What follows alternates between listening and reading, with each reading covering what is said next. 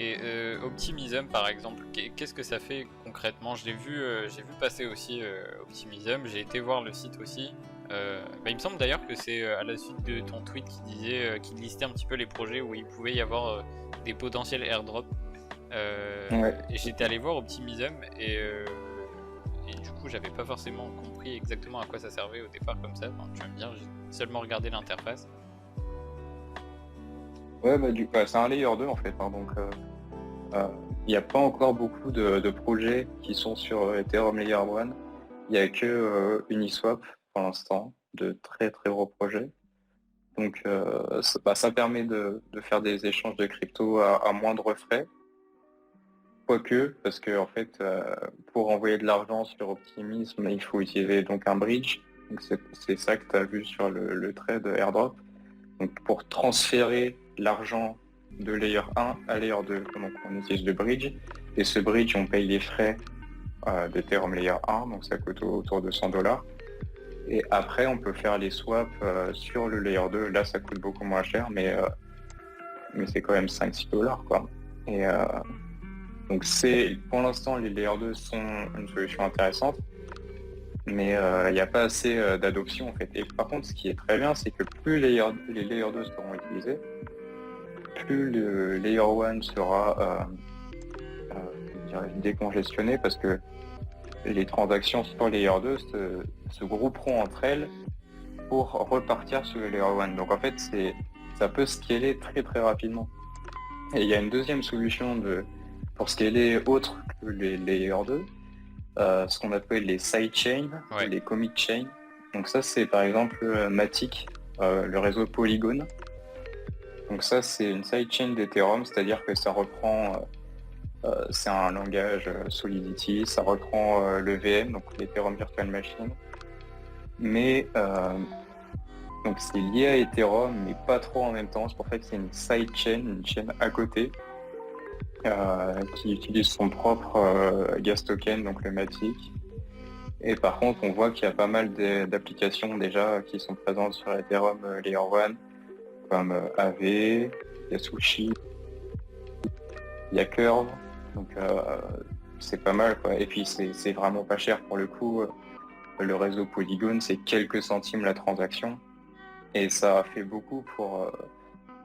En fait, il y a plein de gens qui ont découvert la DeFi grâce à Polygon, grâce à la BSC aussi, qui est arrivée plus tôt, où les gens ont pu découvrir qu'on pouvait faire des swaps de façon décentralisée sur Uniswap, qu'on pouvait ajouter de la liquidité, faire des pools, emprunter de l'argent, optimiser son rendement avec des choses comme Bifi, AutoFarm, etc. Donc c'est vrai qu'Ethereum pour l'instant c'est clairement la blockchain des riches, et Ethereum perd petit à petit des parts de marché, si je peux appeler ça comme ça, au profit des nouvelles solutions, des nouveaux layer 1 comme Avalanche, Solana, la BSV. Et donc ces blockchains-là, Mais justement, elles sont layer 1. ouais, c'est ce qu'on appelle des layer 1. Et j'avais toujours Tout à fait. l'habitude finalement de confondre layer 1 et 2. Du coup, le layer 1, c'est celle qui est décongestionnée. Enfin, c'est la deuxième qui a été créée à partir du layer 2. Non, le layer 1, c'est la toute Ok. première. C'est celle où il y a le plus de transactions. Et le layer 2, il est créé Ok. pour pallier à la congestion du layer 1. Ok, ouais, c'est bien ce que je me disais au départ, mais j'ai cru comprendre l'inverse dans ce que tu disais. Non, c'est moi qui me suis trompé. Et du coup, quel est l'intérêt, par exemple, pour une entreprise qui lance son projet? Quel est l'intérêt pour cette entreprise-là d'aller sur Ethereum Layer 1 ou 2 plutôt que d'aller sur une autre blockchain? Parce qu'il y a aussi des histoires il y a différentes façons de comparer des blockchains. Il y a aussi les histoires de transactions par seconde, etc., si j'ai bien compris. Ouais, tout à fait. Le gros point fort d'Ethereum, c'est le nombre d'utilisateurs en fait. Et, c'est une industrie de réseau, donc plus il y a d'utilisateurs, plus le réseau a de valeur. Pour ceux que ça intéresse, c'est la loi de Metcalfe. Donc la grosse plus-value, c'est le nombre d'utilisateurs. En fait, quand vous créez un token sur Ethereum, donc ça s'appelle des tokens ERC20. Donc ils sont ils sont codés en Solidity, etc. Et ils sont accessibles En fait, dès que vous avez de l'argent sur un hot wallet comme MetaMask et que vous êtes connecté au réseau Ethereum, vous pouvez acheter tous les tokens ERC20 via Uniswap, SushiSwap, etc. Il suffit qu'il y ait de la liquidité et vous pouvez acheter tous les tokens. Donc pour les projets qui se lancent, en fait, ils ont accès à beaucoup plus de liquidité et de potentiels acheteurs, même si ça coûte plus cher à déployer. En fait, voilà, se déployer sur Ethereum, c'est une valeur sûre. Est-ce qu'on est sûr que Solana, Avalanche seront là dans 5-6 ans? On ne sait pas. En fait, il y a 5-6 ans, il y avait déjà des blockchains qui se voulaient révolutionnaires, etc.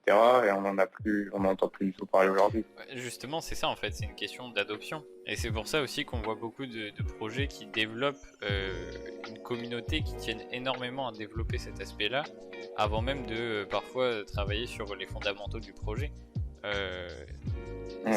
Ça fait même parfois la faiblesse de certains projets. Avalanche, j'en ai entendu parler il y a un petit peu longtemps aussi, quand le token était encore à $10, $15, je crois, je sais plus.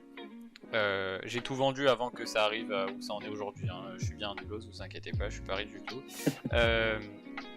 Mais justement, la faiblesse de ce projet-là, c'était que au départ, il n'y avait pas forcément une grande adoption, il n'y avait pas forcément d'aspect communautaire autour du projet. Et c'était ça qui faisait le point faible d'Avalanche, alors qu'aujourd'hui on voit qu'il y a un aspect communautaire autour d'Avalanche qui est incroyable. Solana pareil. Donc au final, ce genre de projet, est-ce que techniquement parlant, ils peuvent rivaliser avec Ethereum, et la seule différence qui fait que telle blockchain sera potentiellement le remplaçant d'Ethereum si c'est nécessaire qu'il y ait un remplacement, le seul critère de différence c'est l'adoption. Est-ce que si ces projets-là arrivent à un niveau d'adoption tel qu'Ethereum, on peut potentiellement avoir des résultats incroyables? Moi je crois pas.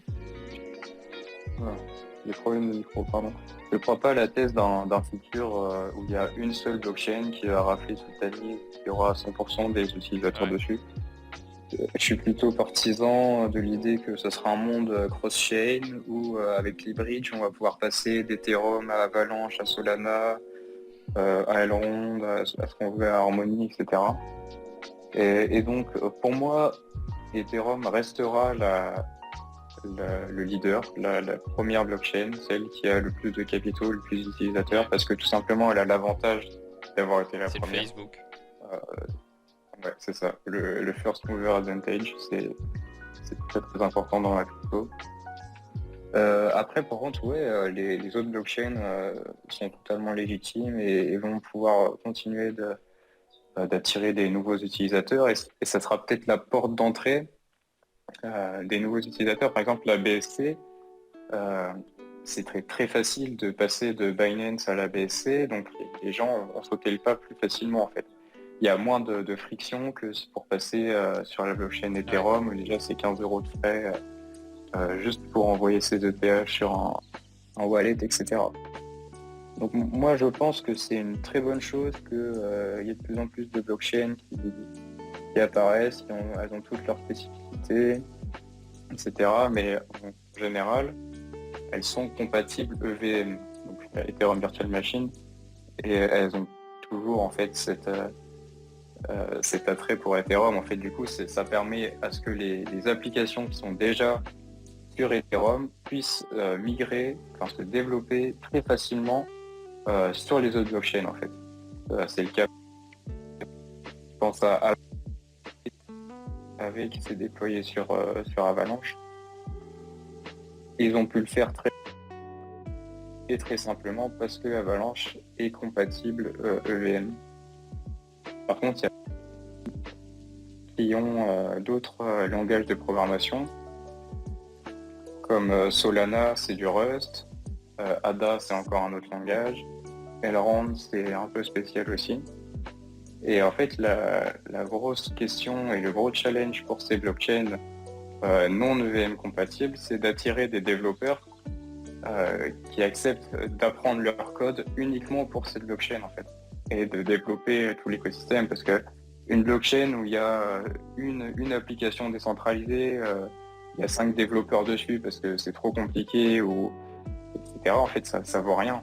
Le but, c'est qu'il y ait le plus de développeurs possible pour attirer le plus, pour créer le plus d'applications, pour attirer le plus de monde. Et est-ce que tu sais, parce que du coup la différence elle va se faire là au niveau du développement de la blockchain, enfin elle va potentiellement se faire là, est-ce que tu sais si tel langage de code est plus simple et plus pratique pour les développeurs qu'un autre?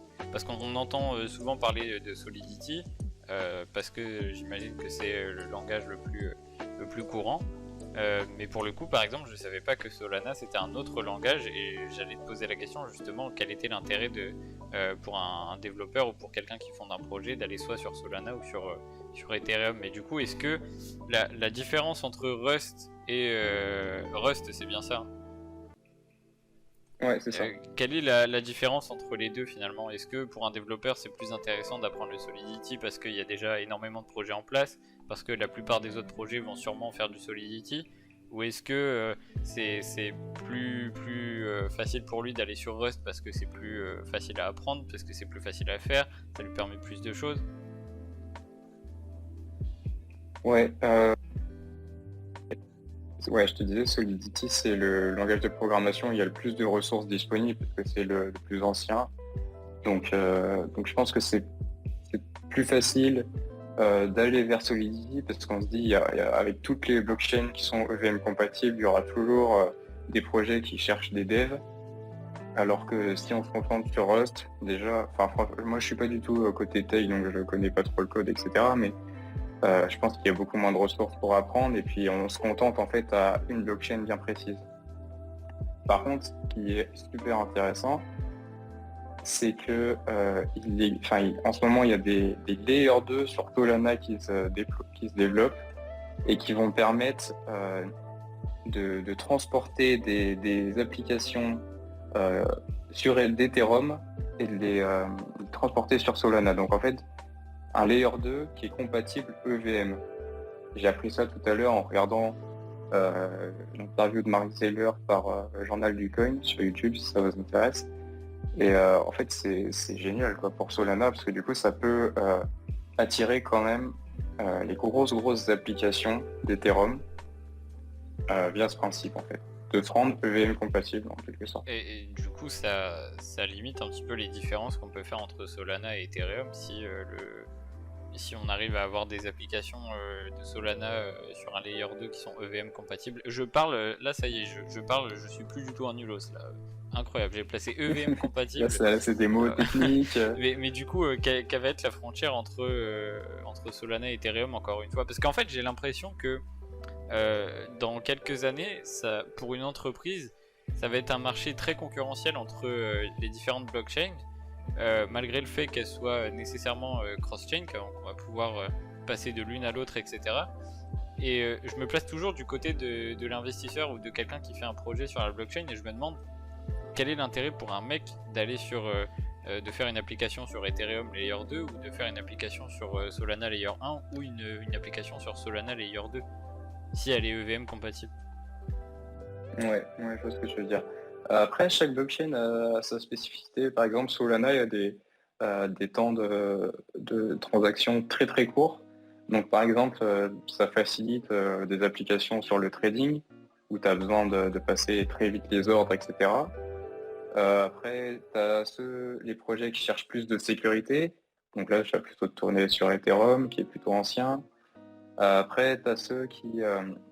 le projet Avalanche, il y a quelque chose de génial, c'est des subnets en fait, c'est-à-dire qu'on peut créer un peu comme Layer 2 mais légèrement différentes, tu peux créer des sous-couches de réseau et chaque sous-couche a sa spécificité.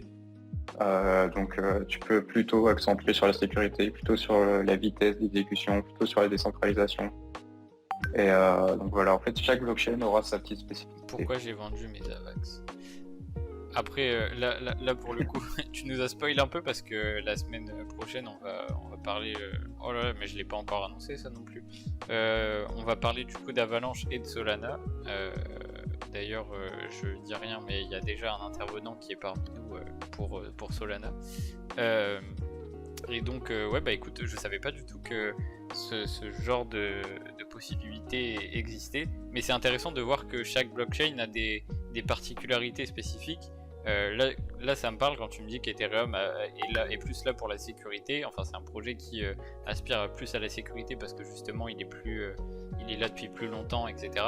Là, c'est très intéressant parce qu'on voit vraiment comment, enfin, on peut se projeter dans l'avenir finalement. On voit quel projet va choisir quelle blockchain, etc. Je trouve ça super intéressant.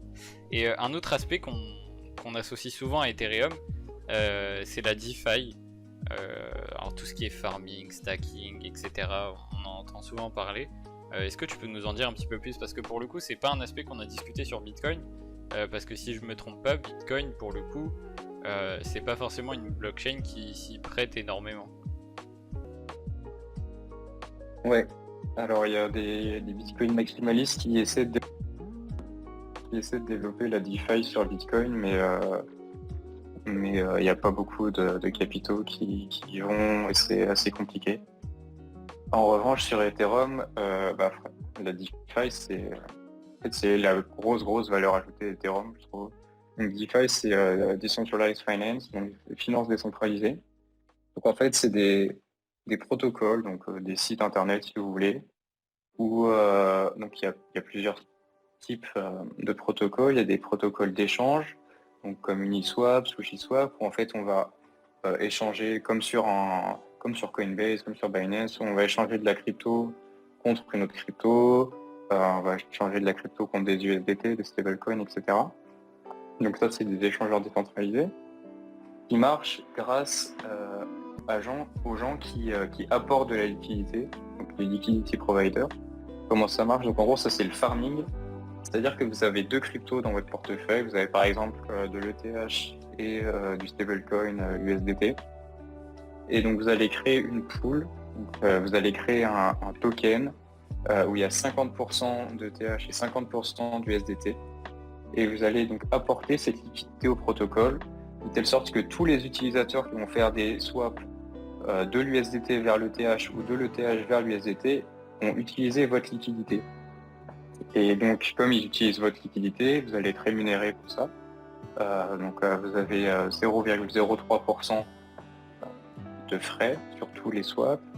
Et en général, en fait, les échangeurs décentralisés, ils existent et ils tiennent grâce à la liquidité qui est apportée par ces utilisateurs, par nous.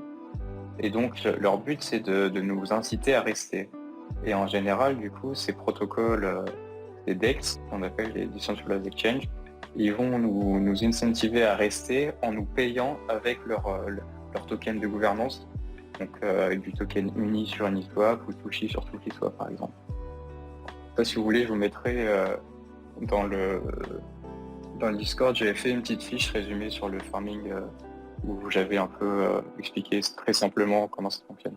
Et donc ça, on parle de farming, il y a aussi tout ce qui est stacking aussi, il y a encore beaucoup de choses qui peuvent se passer en DeFi. Ouais, alors stacking pour le coup, c'est pas vraiment de la DeFi. Okay. Enfin, le vrai stacking, c'est pour sécuriser le réseau des cryptos en proof of stake. On en parlait tout à l'heure avec ETH 2.0. Donc le stacking, en fait, c'est que vous êtes payé pour mettre en gage vos cryptos et ces cryptos, elles vont valider les transactions du réseau. Donc en fait, vous remplacez les mineurs qui font tourner leur machine pour résoudre les blocs.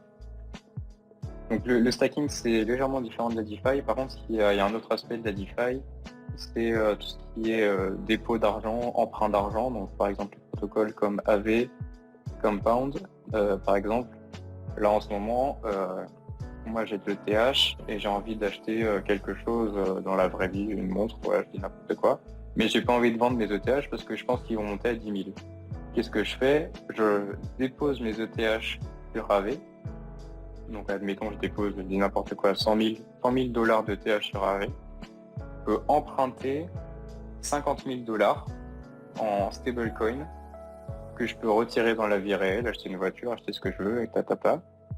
Et après, en fait, il faudra que je rembourse les USDC, bien évidemment.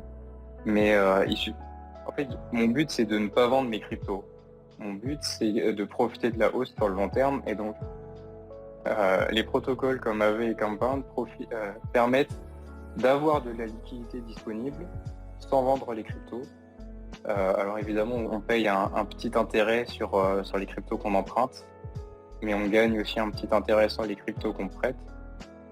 Et franchement, c'est incroyable comme système. On peut faire des prêts très très facilement. C'est un peu un système bancaire finalement. Ouais, totalement.